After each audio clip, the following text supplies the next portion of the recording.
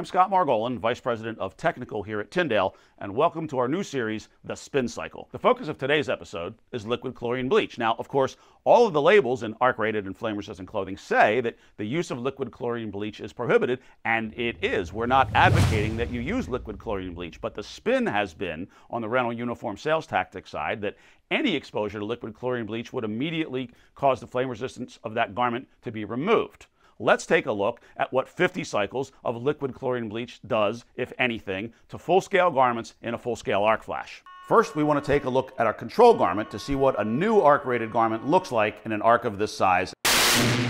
And as you can see, there is no afterflame, there is no hole, the garment's not on fire, it's done its job protecting the wearer.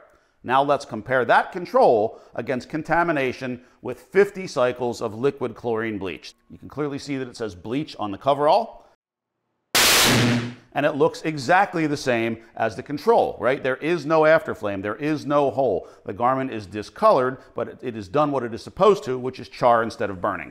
Take a look at it again in close-up, and you get an even better look. So the takeaway from this is pretty obvious. 50 cycles of liquid chlorine bleach, not 1 or 2 or 5 or 10. 50 cycles of liquid chlorine bleach had no effect on the performance of this garment to arc flash. Now we'll look at this again in super slow motion because it gives us an ability to look on the thousandths of a second level at what happens. And so as you see the arc extinguish, you notice there is no afterflame. As soon as the arc is out, the incident is over.